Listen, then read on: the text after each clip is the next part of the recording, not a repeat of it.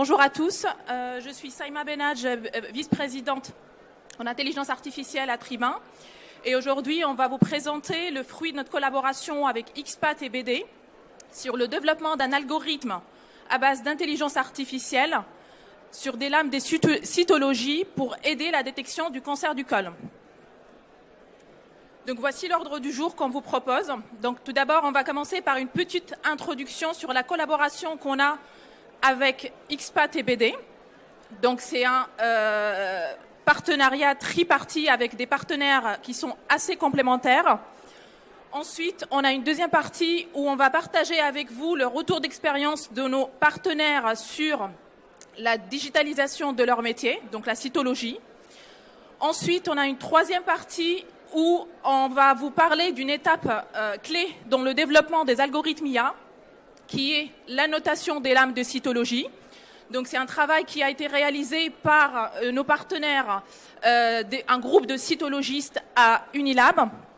Et enfin, on va de nouveau partager avec vous notre retour d'expérience sur l'utilisation des algorithmes IA. Donc je précise bien que l'algorithme aujourd'hui est en cours de développement, donc c'est une version qui est intermédiaire et que la version finale sera prête en début de l'année prochaine. Donc pour la présentation d'aujourd'hui, on a 3 intervenants. Donc Monsieur Bertrand Guillot, qui est président CEO à XPAT Group, il va nous parler de la collaboration qu'on a et de l'intérêt de cette collaboration pour XPAT. Ensuite, on a Monsieur Hervé Debac, qui est directeur de l'unité de dépistage à Praxia à Unilabs. Il va nous parler de son expérience sur la partie annotation pour alimenter les algorithmes d'IA. Et enfin, on a Dr Isabelle Farret, qui est pathologiste à XPAT et qui est experte du cancer du col et qui va partager avec nous son retour d'expérience sur l'utilisation de l'algorithme. Donc je vais laisser la parole au premier intervenant, Monsieur Bertrand Guillot. Merci et bonjour à tous. Du coup, juste un petit mot sur qui est XPAT et pourquoi on est arrivé dans ce projet avec Tribun et BD.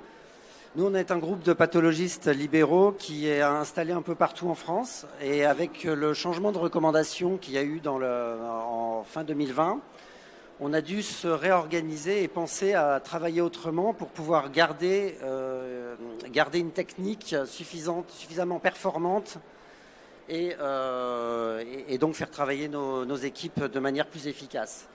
Dans ce cadre-là, on a pensé qu'il fallait centraliser toute notre technique sur un plateau. Ce plateau, donc il est dans le nord de la France, à Saint-Omer.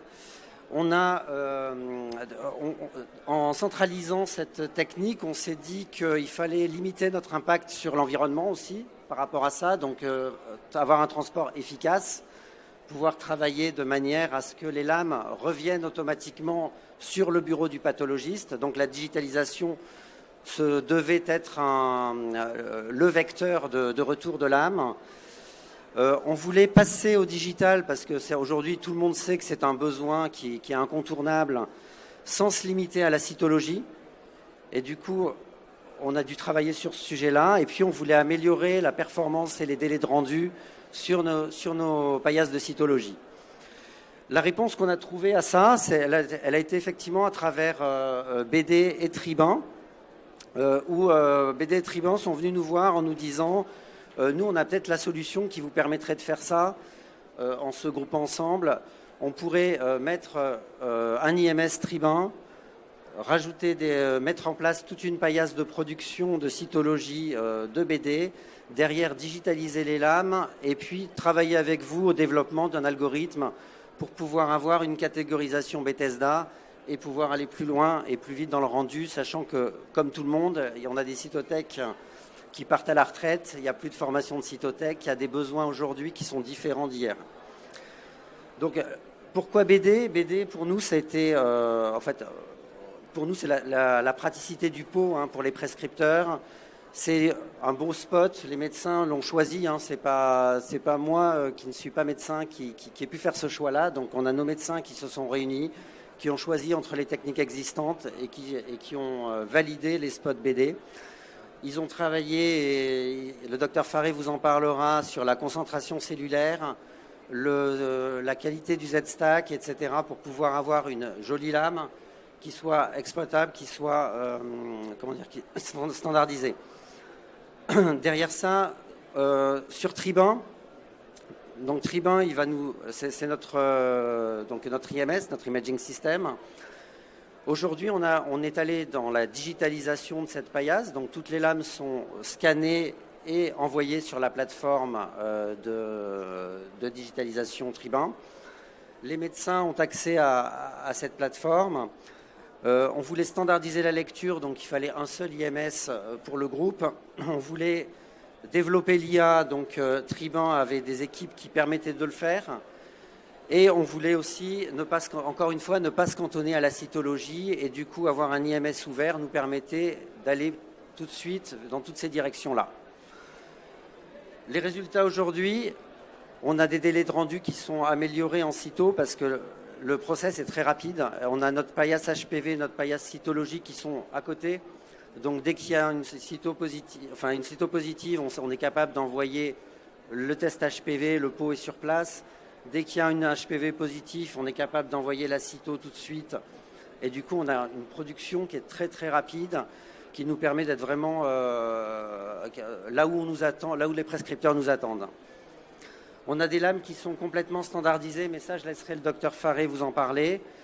Après ça, on a des cabinets ça nous a permis aussi d'équiper tous nos médecins pour la digitalisation, ce qui est assez important parce qu'il y a quand même, on a une quarantaine de médecins, donc il faut que les postes soient adaptés, des doubles écrans, des ordinateurs performants, et donc on est en train tout le parc a été changé.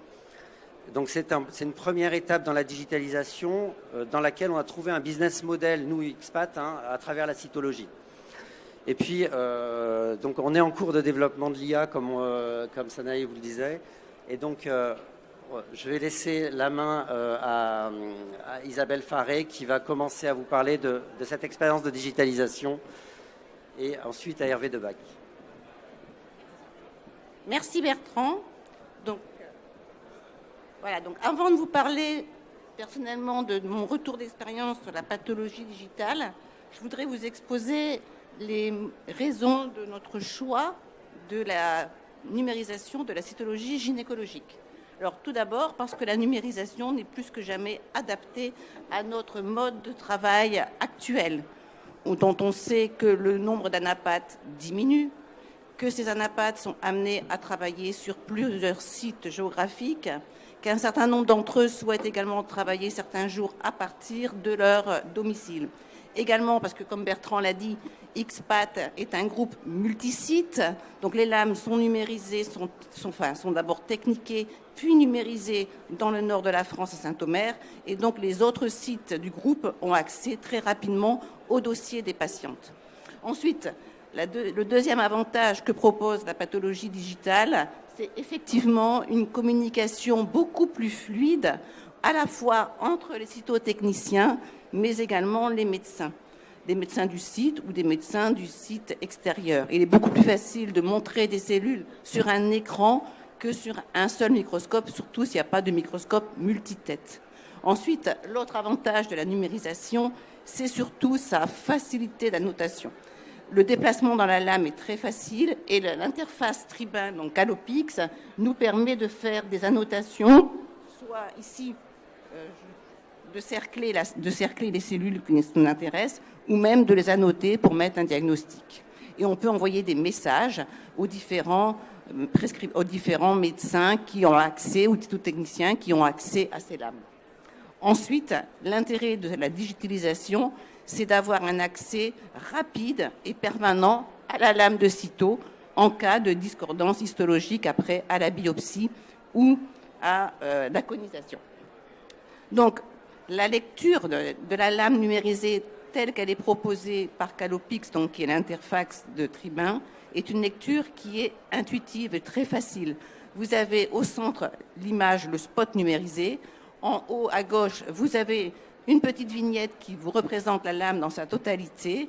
Et donc, vous suivez le déplacement de votre lame sur la lame, la vignette, et vous voyez donc d'éventuels secteurs que vous n'avez pas parcouru sur la lame. Donc, vous avez vraiment une vue parfaite du déplacement sur la lame.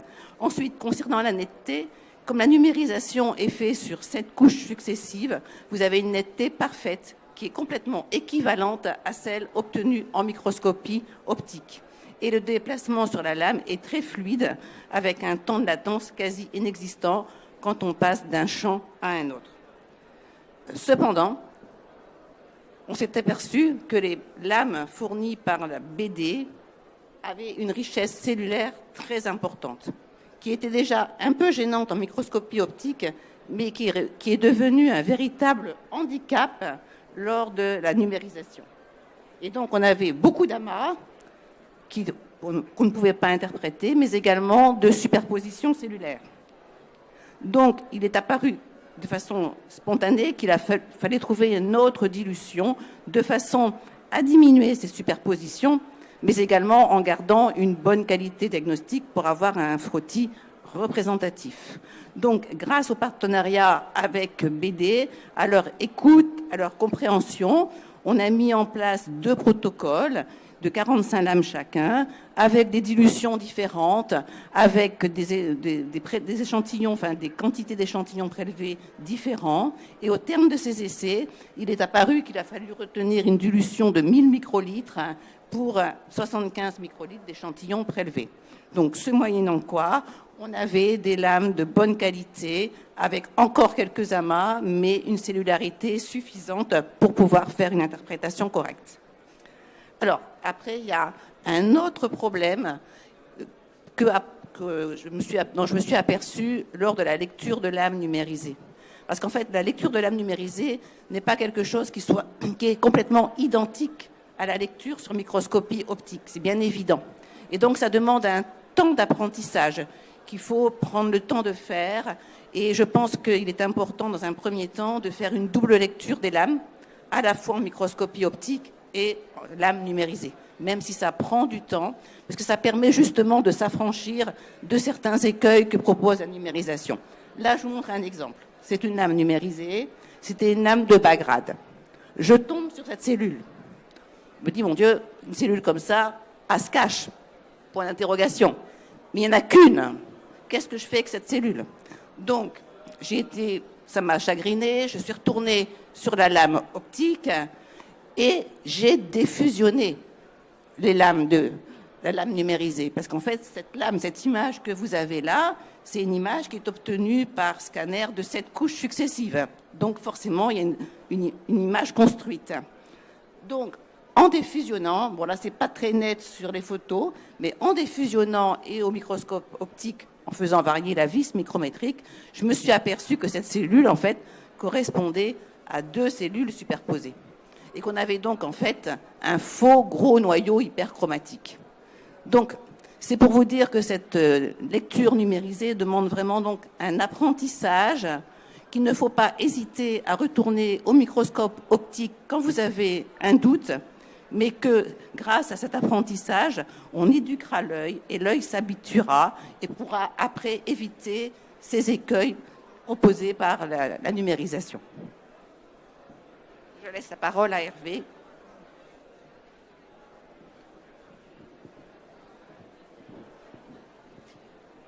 Merci, Dr Faré. Je tiens à remercier la Société Triun de m'avoir invité à ce symposium. Donc, l'application, comme vous le savez, de l'intelligence artificielle à la cytologie cervico-utérine peut jouer un rôle important dans l'amélioration de la sensibilité et de la précision du diagnostic. La collecte des données qui vont permettre à construire ce modèle va être essentielle. Tribun nous a contactés au mois de mai 2023 pour créer des annotations sur des lames afin d'alimenter ce modèle. Donc, nous avons sélectionné 4 cytotechniciens qui avaient 20 ans d'expérience afin de pouvoir annoter ces différentes lames. non seulement il nous fallait une certaine quantité de lames, au moins 2000 lames à annoter, afin de nous assurer de la performance du modèle, mais également de la qualité, parce qu'on savait ce que nous allions récolter par la suite, c'est ce que nous avions semé. Donc donc une grande importance à ce que les annotations soient le meilleur possible pour avoir un modèle le plus performant possible. Pour ce faire, Triba nous a mis en place leur plateforme Calopix que je vais vous présenter. Donc après cette connectée, donc Tribun avait réparti les différents dossiers des 2000 lames sur les 4 cytotechniciens. Après, nous avons été voir les différentes lames, comme je peux vous le montrer. On a pu les screener, comme nous étions sur un microscope optique. Après, comme le disait Isabelle Faré tout à l'heure, après un certain apprentissage. Et notre but était de regarder un petit peu quelle était la zone d'intérêt, là où il y avait le plus d'éléments qu'on devait annoter. Donc avec l'outil que la plateforme nous mettait à disposition, en fait on utilisait ce qu'on appelle un frame, un cadre de 2 mm².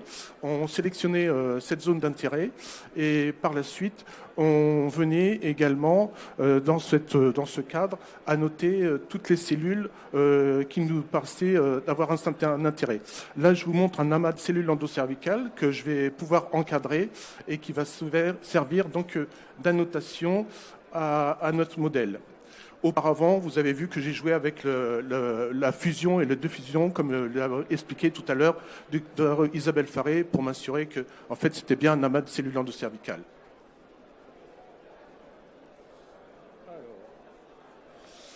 Bien entendu, les défis que nous devions surmonter, c'était de comment sélectionner les diverses régions d'intérêt. En fait, Tribun nous avait donné un cahier des charges. Ces zones d'intérêt étaient de 2 mm². Et pour nous, le challenge, c'était de retrouver toutes les cellules qui allaient nous permettre de nous assurer du meilleur diagnostic possible sur cette lame.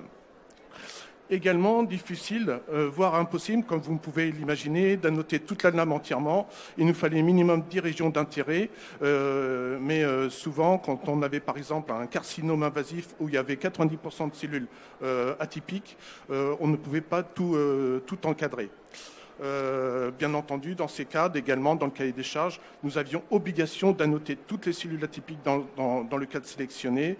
Sinon, ça pouvait biaiser un peu le résultat du modèle. Également, ce que vient de montrer Isabelle Faré, nous l'avons vu lors des annotations, problème des cellules de type ASCASH ou simple métaplasie, pas évident avec le peu d'expérience que nous avions au moment de la cytologie digitale. Malheureusement, nous, on ne disposait pas des lames physiques, on ne pouvait pas regarder sur le microscope. Et puis, bien entendu, ce que vous rencontrez tous les jours, les difficultés entre les classes adjacentes. Ce que je veux dire, c'est entre un ascus et une lésion de bas grade, des fois, à une cellule près, on peut très facilement basculer soit vers l'un, soit vers l'autre. Et puis enfin, une petite complication avec le modèle à l'heure actuelle. Le modèle, on avait trouvé que le modèle recherchait essentiellement des similitudes au niveau de la forme de desquamation, notamment des amas de ce style. Vous allez bien comprendre que, par exemple, sur la photo de gauche, sur la photo de gauche, vous avez simplement des cellules endocervicales sans atypie morphologique, et sur la photo de droite, carrément différent, une lésion de haut grade. Tous les deux étaient en desquamation en forme d'amas. Enfin, notre rôle, bien entendu, c'était maintenant, en deuxième étape, de regarder un petit peu les prédictions du modèle. Donc on voit qu'aujourd'hui, le modèle a une sensibilité haute. Donc on est en train de regarder un petit peu toutes les cellules que le modèle a mis en évidence et on est en train de les réannoter afin de le repasser et pour lui redonner les bonnes corrections. Les temps d'annotation, bien évidemment, pareil, vous pouvez imaginer qu'au départ, nous avons mis énormément de temps à nous sensibiliser au niveau de la cytologie digitale, ce qui nous prenait environ 30 à 40 minutes par lame digitalisée, afin de pouvoir les screener et de repérer les cellules atypiques. Aujourd'hui, avec l'expérience qu'on a de 6 mois, nous sommes sur une lame qu'on découvre à l'écran sans IA de l'ordre de 20 minutes.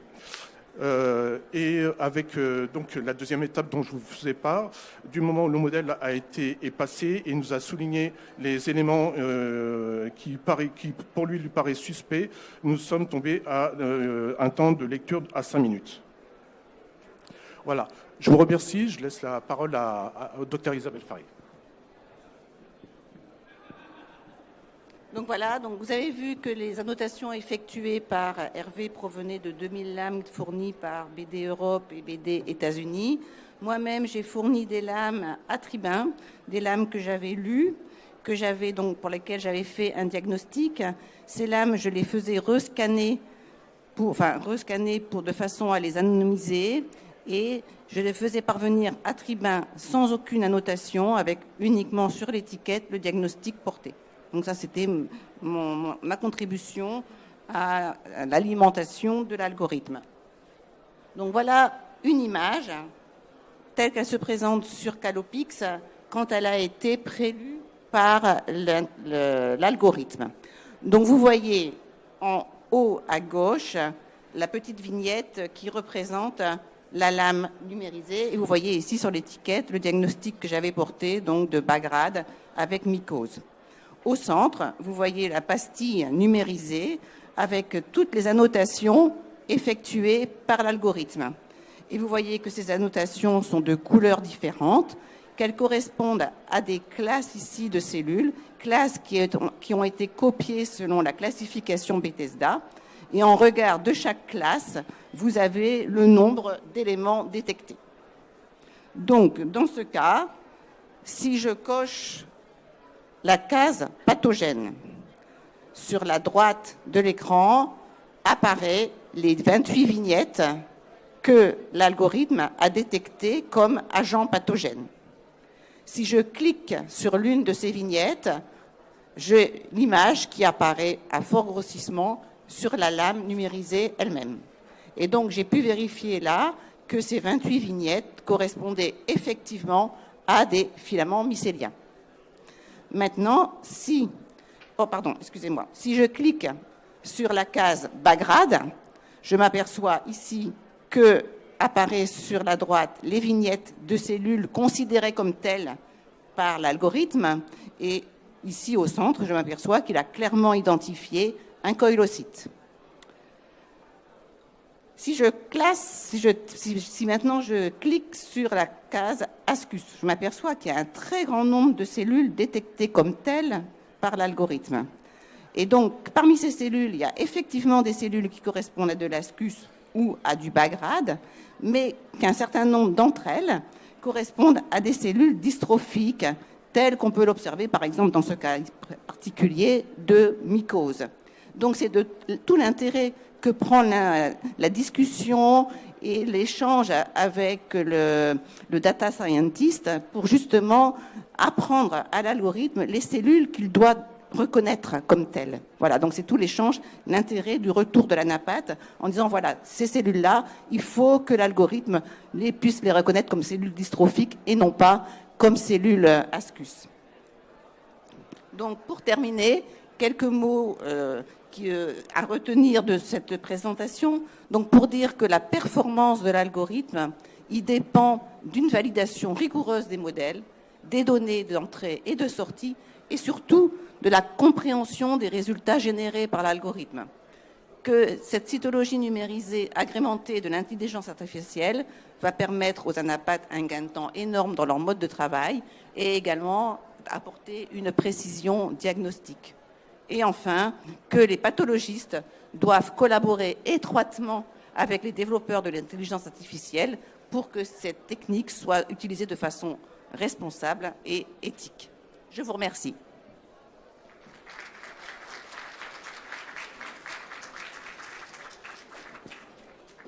On a le temps pour prendre quelques questions du public. Bonjour et merci pour le topo. Moi j'aurais voulu savoir en termes purement techniques, est-ce que vous aviez déjà des retours sur les chiffres de performance de votre modèle actuellement ? Bonjour. Donc, les chiffres de performance, en fait, quand on crée un algorithme d'intelligence artificielle, on divise naturellement notre dataset entre des données d'entraînement et des données de test. Donc, en fait, à Triba, on fait deux types d'évaluations. Donc, d'abord, on fait une évaluation qualitative à travers des métriques de qualité qui sont utilisées par les data scientists, comme la sensibilité et la spécificité. Et on a également une deuxième évaluation qui est plus qualitative, c'est-à-dire on regarde en fait à l'écran le résultat de l'algorithme et on essaie de comprendre en fait le résultat. Donc cette deuxième évaluation se passe effectivement en fait avec les pathologistes et avec notamment le retour de Madame Isabelle Farret. Et en fait, sur la partie quantitative avec des métriques de qualité, aujourd'hui en fait on a un modèle qui est encore très sensible. Donc on a une très forte sensibilité, donc on a pas mal de fausses détections sur lesquelles on est en train de travailler. Et donc encore une fois, en fait, la version qu'on présente aujourd'hui, c'est une version intermédiaire et ce n'est pas encore une version définitive. Voilà. Bonjour, merci pour votre présentation, c'est très clair.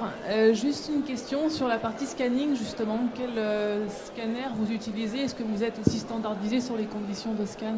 Merci beaucoup. Le scanner, vous voulez répondre? Donc on a effectivement fait une étude des scanners et des différentes possibilités qui s'offraient à nous à travers l'existant. Il fallait du Z-Stack, puisqu'on a 7 couches. Enfin, on a détecté après test que c'était 7 couches l'idéal pour que le médecin puisse lire. On a fait le choix à Mamatsu pour une question de rapidité de scan par rapport justement à ce nombre de couches. Donc oui, c'est standardisé au final. Bonjour. Moi, j'avais juste une question, parce que je suis un peu inquiète pour mes collègues cytotechniciennes. Du coup, c'est quoi leur avenir? Alors, nous, notre vision, c'est qu'en fait, dès le début, en fait, dès qu'on commence en fait à travailler sur l'IA, nous, ce qu'on propose, c'est des solutions d'aide au diagnostic. Notre objectif, c'est vraiment d'être plus précis dans la manière en fait de trouver en fait ces cellules et d'être plus efficace. Donc, en fait, nous, ce qu'on propose aujourd'hui, c'est une solution qui permet aux cytopathologistes de trouver facilement les cellules atypiques en leur proposant dans une galerie les cellules atypiques. Donc en fait, ce qu'on propose, nous en fait, notre vision à Triba, c'est vraiment de proposer une solution d'aide au diagnostic. Je ne sais pas si vous voulez ajouter. Oui, je pense qu'elles n'ont pas de souci à se faire parce que de toute façon, on en aura toujours besoin. Donc pas d'inquiétude. Par contre, effectivement, l'aide au diagnostic est importante. Et notamment en fait avec les volumes actuels et puis le vieillissement de la population des cytothèques également. On a beaucoup de cytothèques qui partent à la retraite et derrière on ne sait pas les remplacer. Donc tout ça nous aide à avoir un peu plus de performance, on va dire, et on n'est pas du tout inquiet pour leur avenir et il n'y a pas de projet chez nous en tout cas de faire quoi que ce soit. C'est complémentaire les deux expertises. On est bon? Je vous remercie. Merci.